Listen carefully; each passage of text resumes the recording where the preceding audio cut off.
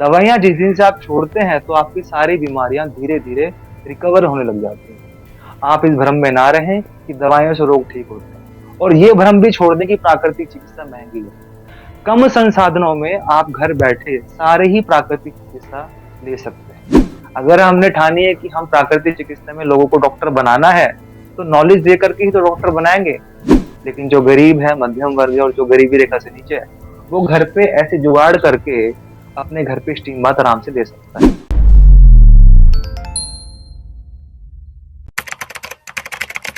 नमस्कार D5 channel Hindi देख रहे दर्शकों का मैं वंदना स्वागत करती हूँ। एक बार फिर हम जुड़े हैं प्राकृतिक चिकित्सक डॉक्टर शेरवाल कुमार नीरज से। डॉक्टर नीरज, आपका बहुत बहुत स्वागत है हमारे इस प्रोग्राम में।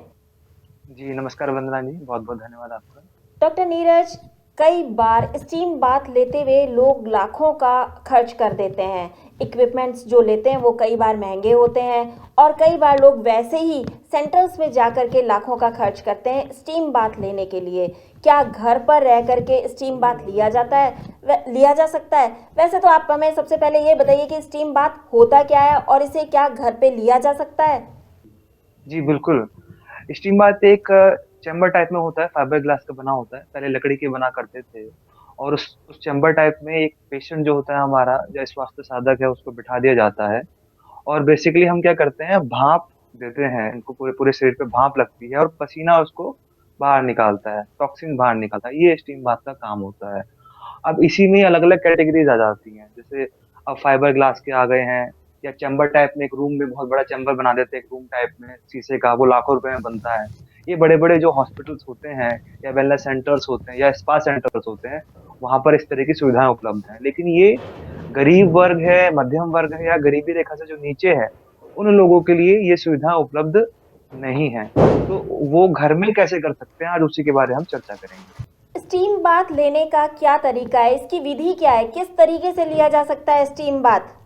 घर पे लेने के लिए आपको क्या करना है, आपको एक चेयर चाहिए। जैसे आपके सामने ये हमने एक पेशेंट के रूप में बिठाया हुआ है दिखाने के लिए आपको। चेयर ऐसी हो ज जहाँ पे जो बैठने का जो सिरहाना होता है, जिस पे बैठता है आदमी, उसमें छेद होने चाहिए, प्लास्टिक की चेयर। और इस तरह से पेशेंट कोई है, उसको या कोई स्वास्थ्य साधक है, उसको बिठा दीजिए और चारों तरफ से कंबल लपेट दीजिए। गर्दन इस तरह से छोड़ दीजिएगा, जैसे आप देख ही रहे हैं सामने इसको पेशेंट को। और उसके बाद हमें एक कुकर चाहिए। ये सामने आप कुकर कुकर देख रहे हैं मेरे पास। इसकी जो सीटी है वो निकाल लीजिएगा और इसमें पानी भर लीजिए, 3 या 4 गिलास के लगभग पानी भर लीजिए और एक हमको चाहिए पाइप। ऐसा पाइप आप ले लीजिए जो हम सिलेंडर में लगाते हैं, गैस के सिलेंडर में हम जो पाइप लगाते हैं वो ले लीजिएगा और उसका एक सिरा हम कुकर की सीटी में लगाएँगे और दूसरा सिरा ये जाएगा, ये जो हमारा चेयर है, उस चेयर के नीचे और एक सिरा हमने सीटी में लगा दिया। ठीक है? और हमने यहाँ पे गैस इसको ऑन कर दिया। आप उस हिसाब से समझिए इसको। और इधर से पूरा हमने कवर कर दिया जो चेयर है हमारी। पीछे से भी कंबल लगा दिया, आगे से भी कंबल लगा दिया, पूरा कवर कर दिया जिससे कि बाहर की हवा अंदर ना जाए और भाप जो हम देंगे, वो भाप बाहर ना निकले। और जब हम इसको कुकर को रखेंगे, गैस पे रख लीजिए, इंडक्शन कुकर पे रख लीजिए। फिर 5 या 10 मिनट के बाद इसमें से पानी उबलेगा और जो भाप होगी वो सीटी के माध्यम से बाहर निकलेगी और दूसरा जो पाइप का सिरा है वो हमने चेयर के अंदर डाल दिया। तो आप देखेंगे थोड़ी देर में भाप निकलने लग जाएगी। ये इसका तरीका इस तरह से हमें करना है। और पेशेंट जो बैठा है, उसके सर पे अपने को ठंडा तौलिया जो है हम भिगो करके ऐसे पानी में एक सूती कपड़ा रखेंगे, उसको भिगोएँगे, उसको निचोड़ लेंगे अच्छे से। ऐसे निचोड़ने के बाद जो पेशेंट है हमारा मरीज़, उसके सर पे हम डाल देंगे। ये हमने डाल दी ऐसे और इसको 1 गिलास ताज़ा पानी पिलाएँगे। ये शुरू करने से पहले सब काम करने हैं। तो 1 गिलास हमने ताज़ा पानी पेशेंट को पिला दिया, कंबल अच्छे से लपेट दिया और कुकर हमने भर के रख दिया पानी से। इंडक्शन कुकर पे रखा है या गैस के चूल्हे पे रखा है और थोड़ी देर में भाप निकलने लग जाएगी, चारों तरफ से पूरा कंबल लिपटा हुआ है। तो भाप जब नीचे से आएगी, देखेंगे आप पूरे शरीर पे भाप लगने लगेगी और बीच-बीच में ठंडा पानी जो होता है, उसमें से एक मग उसमें भरिए और सर पे ठंडे पानी का इस तरह से डालिए, जो सर पे कपड़ा रखा था हमने। तो ये प्रोसेस इसका रहेगा स्टीम बाथ लेने का, घर पे आप इस तरह से ले सकते हैं। 15-20 मिनट के बाद पूरा अच्छे से पसीना आपको आ जाएगा और आने के बाद आप पेशेंट को नहाने के लिए बोले ताजे पानी में। ताजे पानी में पेशेंट नहा लेगा, उसके बाद वो आराम करेगा। ये इसकी विधि है और इसको कोई भी ले सकता है, घर पे आराम से ले सकता है। कोई इसका दिक्कत वाली बात नहीं। लेकिन जैसे समझाया गया है कि हाँ इस तरीके से लेना है और ऐसे-ऐसे लेना है, तो आप देखेंगे आप इसको आराम से घर के सेटअप पे, कम संसाधनों में आप घर पे इसको ले सकते हैं। क्या स्टीम बाथ लेने के कोई फायदे भी हैं? ये किन किन बीमारियों में फायदा करता है? स्टीम बाथ लेने के फायदे ही फायदे हैं और बहुत अनेक बीमारियों में फायदा करता है। प्राकृतिक चिकित्सा में ये हाइड्रोथेरेपी जल चिकित्सा के अंतर्गत आता है। तो हम देखेंगे किसी को मोटापा है या अर्थराइटिस है, जोड़ों में दर्द रहता है किसी को, या अस्थमा का कोई रोगी है, या किसी को डायबिटीज है, या किसी को स्किन डिसऑर्डर होते हैं वो है, किसी को साइटिका का कोई मरीज है। इस तरह के बहुत सारी जो बीमारियां होती हैं, फैटी लिवर है किसी को, बहुत सब बीमारियों में काम आता है। क्या स्टीम बाथ लेने का कोई नुकसान भी है? कई बार डॉक्टर्स स्टीम बाथ जी, लेने को मना भी करते हैं, तो क्या इसके क्या-क्या नुकसान हो सकते हैं? इसमें ऐसा है, होता क्या है जब हम पेशेंट को स्टीम बाथ दे रहे हैं, क्योंकि ये थेरेप्यूटिक वे है। अगर आप स्पा में लेने जाएँगे, उन्होंने चिकित्सा की दृष्टि से स्टीम बाथ नहीं देते वो, क्योंकि ना तो उनको जानकारी है। लेकिन हम जो बता रहे हैं प्राकृतिक चिकित्सा के अनुसार, ये जो तरीका बताया गया है कि आप पूरा कंबल उड़ा लेंगे पेशेंट को और ऊपर सर पे ठंडा तौलिया रखेंगे और 1 गिलास पानी पिलाएँगे। ये इसलिए किया जा रहा है जिससे कि आपका जो नर्वस सिस्टम है, वो ब्रेक डाउन ना हो। और कंटिन्यू हर 2 या 4 मिनट, 5 मिनट में आपका सर जो है, वो दोबारा ठंडे पानी उस पे रख डालना पड़ेगा, या फिर जो तौलिया है उसको अच्छे से दोबारा डुबोइए ठंडे पानी में, निचोड़ के रखिए। जिससे कि आपका जो सर है वो ठंडा रहना चाहिए और आपको कोई घबराहट ना हो, बेचैनी ना हो, सर दर्द ना हो, या बेहोश होके आप गिर ना जाएँ। इसलिए ये आपको कंटिन्यू किया जा रहा है। लेकिन अब किन बीमारियों में नहीं देना चाहिए, जैसे किसी को हाई बीपी है, उसको नहीं देना चाहिए। किसी को बुखार है, बुखार में तो बॉडी वैसे ही पहले से ही टेम्परेचर बढ़ा हुआ है बुखार में। तो अगर आप ये गर्मी और देंगे उसको, किसी मरीज को जो बुखार का मरीज है, तो और ज़्यादा टेम्परेचर बढ़ जाएगा, तो उसको नहीं देना चाहिए बिल्कुल। कोई मिर्गी का रोगी है, उसको नहीं देना चाहिए। तो इस तरह की जो बीमारियाँ होती हैं, माइग्रेन का कोई रोगी है, उसको नहीं देना चाहिए। ये एहतियात बरतने चाहिए हमें। लेकिन जो दूसरी अन्य बीमारियाँ हैं, जिनमें ये बहुत लाभ करता है, वो इसको ले सकते हैं। और जो लेने का तरीका बताया गया है कि कंटिन्यू इसी तरह से लें और फिर बाद में पेशेंट को नहाना भी है। नहाने के बाद फिर वो आराम कर ले। तो देखिएगा पेशेंट को आराम मिल रहा है, और वो क्यों, उसका पैसा वैसे ही नहीं है। जो अमीर लोग हैं वो तो बड़े-बड़े सेंटर्स में जा सकते हैं, वेलनेस सेंटर्स में, नेचुरोपैथी के हॉस्पिटल में। लेकिन जो गरीब है, मध्यम वर्ग है और जो गरीबी रेखा से नीचे है, वो घर पे ऐसे जुगाड़ करके अपने घर पे स्टीम बाथ आराम से ले सकता है। डॉक्टर नीरज, यहाँ पे मैं जानना चाहूंगी कि स्टीम बाथ लेने के बाद में नहाना कैसे पानी से, ठंडे पानी से या फिर गुनगुने पानी से? प्राकृतिक चिकित्सा में जितने भी ट्रीटमेंट होते हैं, जो गर्म के बाद फिर ठंडे के बाद ही लेना ज़रूरी होता है। जैसे क गरम कटी स्नान देते हैं हम, या फिर हॉट फुट बाथ देते हैं हम, इस तरह के जो भी ट्रीटमेंट होते हैं, तो उसके बाद हम नहलाते हैं पेशेंट को। और नहलाते किस पानी से? ठंडे पानी से नहलाते हैं, ताज़े पानी से। जिससे कि उसको घबराहट ना हो, बेचैनी ना हो, चक्कर ना आए, बेहोश होके गिर ना जाए, उसका जो नर्वस सिस्टम है, वो ब्रेक डाउन ना हो। ये हमें समझने वाली चीज़ें होती हैं। बाकी इसमें घबराने वाली बात कोई नहीं है कि हाँ, ये तो बहुत ही डॉक्टर की सलाह इसके लिए दी जानी चाहिए, या इसके बिना तो किसी के अंडर गाइडेंस के बिना तो आप कर ही नहीं सकते। नहीं, ऐसा नहीं। अगर हमने ठानी है कि हम प्राकृतिक चिकित्सा में लोगों को डॉक्टर बनाना है, तो नॉलेज दे करके ही तो डॉक्टर बनाएँगे। हम अगर ये कह देंगे कि नहीं, ये तो नहीं कर सकते आप, इसके लिए तो आपको किसी डॉक्टर के गाइडेंस में ही करना होगा, इसमें तो बहुत एहतियात बरतनी पड़ेगी, तो पेशेंट घबरा जाएगा। और घबरा जाएगा, वो फिर कभी पहल ही नहीं करेगा कि घर पे अपने कैसे कम संसाधनों में वो कैसे जुगाड़ बिठा के प्राकृतिक चिकित्सा घर पे ले सके। और उसके पास कोई विकल्प नहीं रह जाएगा कि वो, क्योंकि सस्ते सेंटर्स तो नहीं है, हर जगह महँगे ही हैं। तो ये समझने वाली बातें हैं। जो भी गरम ट्रीटमेंट होते हैं, उनके बाद तुरंत ठंडे पानी में हम पेशेंट को नहलाते हैं। और ये अपने दिमाग से निकाल दीजिए बात, क्योंकि मन में ये संशय आता है कि कहीं सर्द गरम तो नहीं हो जाएगा। ऐसा कुछ नहीं होता, ऐसा कभी नहीं होता। ये तो प्राकृतिक चिकित्सा का पुराना इतिहास है। जब भी से भी प्राकृतिक चिकित्सा चली आ रही है, कभी भी किसी को ना तो सर्द गरम होता, कुछ नहीं होता।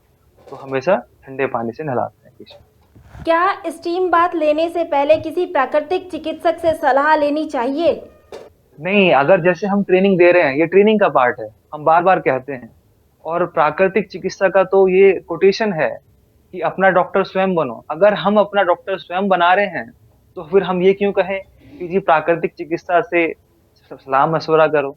अरे जब हमने बता दिया, सिखा दिया, तो फिर नहीं, अब आप घर पे आराम से ले सकते हैं। इस वीडियो को 5 बार 10 बार देखे समझें, कुछ किताबें हो तो उसको पढ़ें। तो इसके आराम से, मतलब कि मन में ये नहीं आना चाहिए, डर नहीं आना चाहिए, डर निकालना सबसे पहले। सारी ही चिकित्सा घर पे आराम से की जा सकती है, सीख करके, समझ करके। बिल्कुल। तो कोई नहीं, आपको जरूरत है बिल्कुल भी कि हाँ, आपको डॉक्टर से ये परामर्श लेना चाहिए, क्योंकि अब प्राकृतिक चिकित्सक भी ऐसे हो गए हैं कि पेशेंट को डराने लगे कि जी ऐसा नहीं तो ऐसा करो, ऐसा नहीं तो ऐसा करो। तो ये बड़ा गोलमाल हो चुका है, जबकि प्राकृतिक चिकित्सा का कथन शुरू से रहा है अपना डॉक्टर स्वयं बने। तो निडर होके कर सकते हैं, चीजों को समझें, सीखें, आराम से कर सकते हैं। क्या स्टीम बाथ लेने के बाद में खाने पीने में भी किसी चीज़ में सावधानी रखनी चाहिए? इसमें जैसे हम प्राकृतिक चिकित्सा के अनुसार बताते ही हैं, सिंपल सादा भोजन करो, प्राकृतिक आहार खाओ, बिगड़ा हुआ भोजन ना करो, सुधरा हुआ भोजन खाओ, कम तेल मिर्च मसाले का भोजन खाओ। ये तो हर बीमारी में, हर स्वस्थ व्यक्ति के लिए भी यही काम करता ही है। इस लेकिन हम, अगर कोई व्यक्ति बीमार है, तो फिर वो उस हिसाब से दिनचर्या पूरी सेट करे, जैसे हम हर बार बताते हैं। और अब धीरे धीरे लोग जागृति हो भी रही है कि उन्हें पता ही है कि हाँ, अच्छा भोजन खाना चाहिए, भोजन कच्चा खाना चाहिए, फल ज्यादा खाना चाहिए, तो देखिएगा बीमारी धीरे धीरे ठीक होने लगी है। लेकिन हम पर्टिकुलर स्टीम बात की बात कर रहे हैं, ये हम इसमें काम क्या कर रहे होते हैं, टॉक्सिन्स बाहर निकाल रहे होते हैं।